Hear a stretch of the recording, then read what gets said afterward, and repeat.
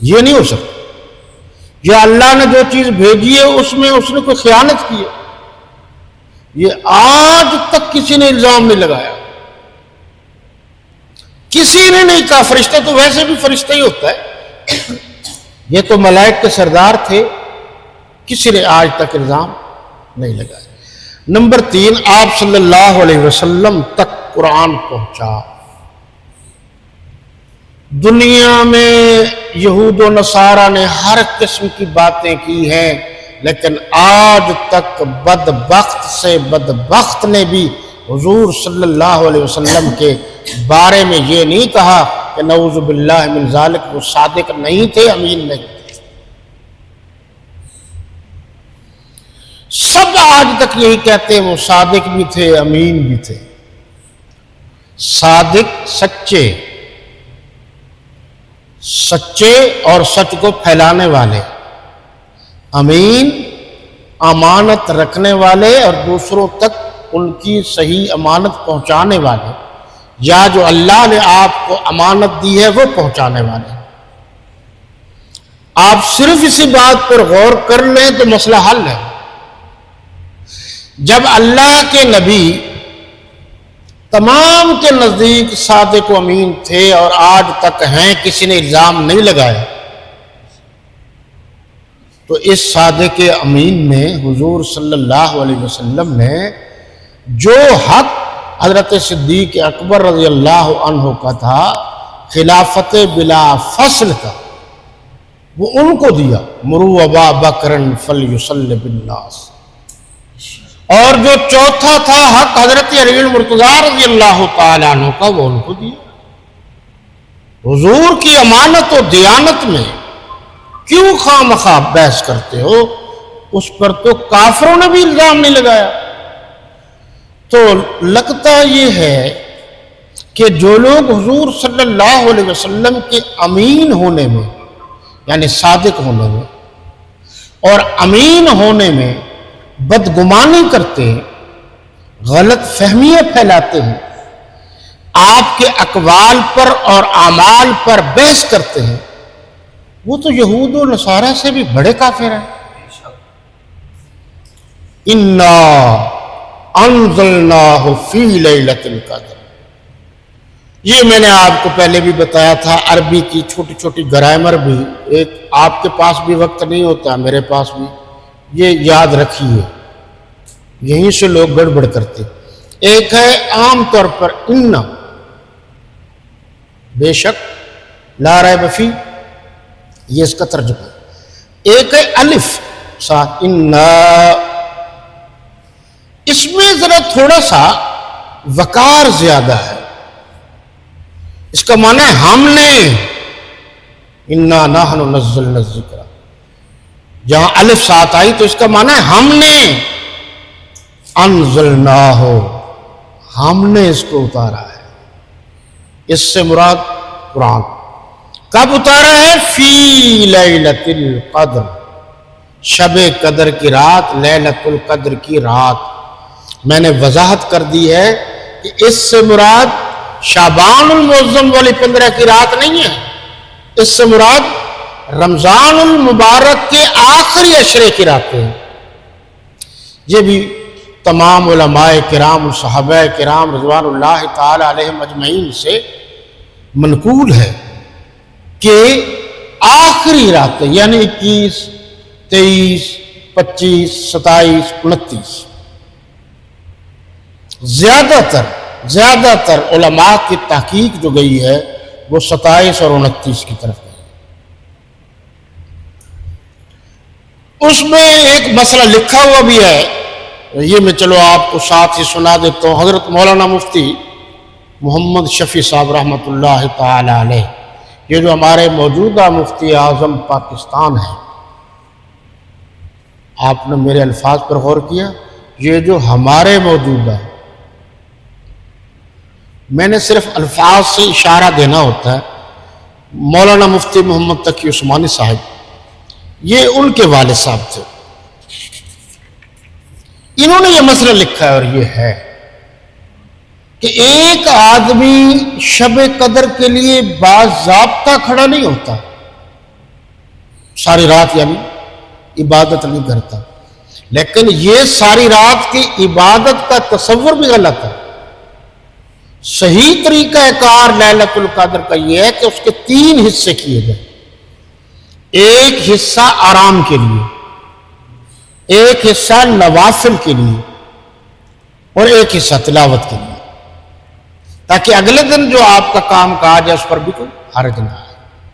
تو ہوتا یہ ہے کہ جذبات میں یہ کچھ لوگ ساری رات عبادت کرتے ہیں اور اگلے دن جو ہے وہ دوسرے جو کام ہے دنیا کے وہ سارے رہ جاتے ہیں، کیونکہ اسلام میں دنیا دین علیحدہ علیحدہ تو نہیں ہے بھئی۔ اسلام ایک ایسا مضبوط مذہب ہے کہ دنیا کو بھی صحیح طریقے سے کرو گے تو وہ بھی دین ہے۔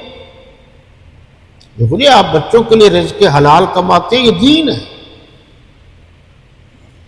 بچوں کو رزق حلال کھلاتے ہیں، یہ دین ہے، یہ بھی ثواب ہے۔ دیکھو نا، جس طرح آپ خود پانی پیتے ہیں یہ ثواب ہے، اگر کسی کو پلاتے ہیں تو یہ بھی ثواب ہے۔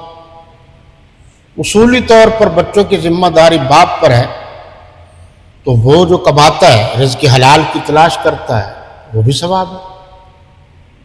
وضو کرنا بھی ثواب ہے نا، وضو کرانا بھی ثواب ہے، مسجد بنانا بھی ثواب ہے، مسجد بنوانا بھی ثواب ہے۔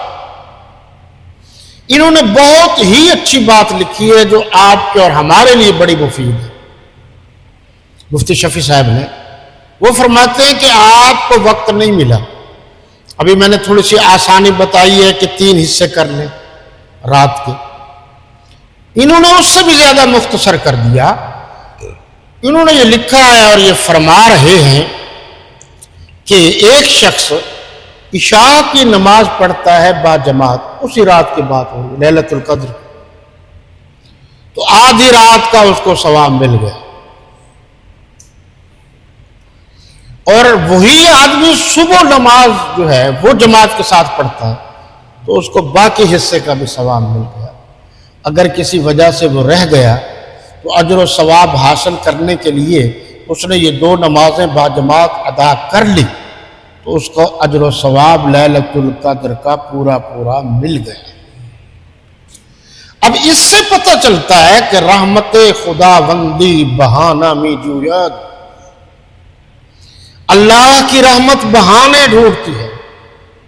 کسی کے حصے میں یہ ہے کہ اس نے کانٹا راستے سے اٹھایا اور جنت کا حقدار بن گیا، اور کوئی ساری زندگی عبادت کرتا رہا لیکن جنت سے دور رہا۔ کوئی ساری زندگی پیر کہلاتا رہا، نیک کہلاتا رہا، بزرگ کہلاتا رہا، ولی کہلاتا رہا، لیکن وہ جنت سے محروم رہا۔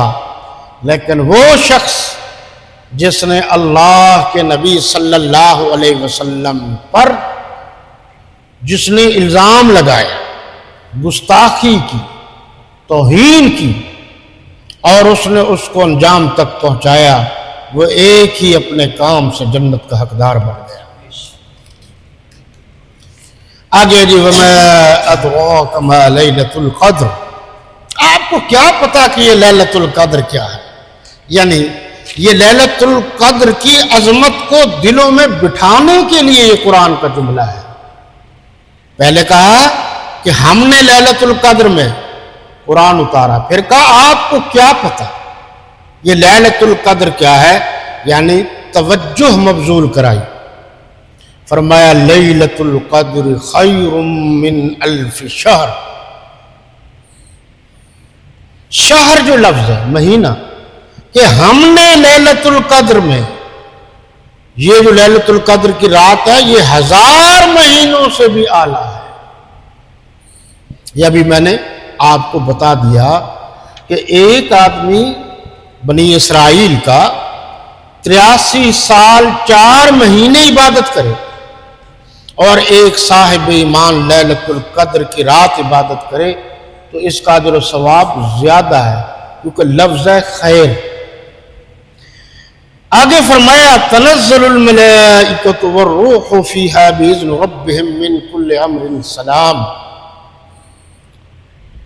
کہا کہ یہ شب قدر 1000 مہینوں سے بہتر ہے، اس میں روح الامین ایک ہے لفظ رو، رو یعنی رے پر زبر ہے، یہ لفظ لکھا ایسے جاتا ہے. ایک رو را پر پیش. اس پر بھی ذرا آپ نے خیال کرنا ہے کہ یہ جو عیسائی لوگ ہیں یہ حضرت عیسیٰ علیہ السلام کو روح کہتے ہیں کہ یہ اللہ کی روح ہے، یعنی اللہ کی روح جو ہے ان میں تحلیل کر رہے ہیں. اور بہت سارے نام نہاد 2 نمبر بلکہ اب تو اس سے کہیں زیادہ پیر جو ہے وہ بھی اس قسم کی غلطیاں کرتے رہتے ہیں، بے وقوفیاں کرتے رہتے ہیں.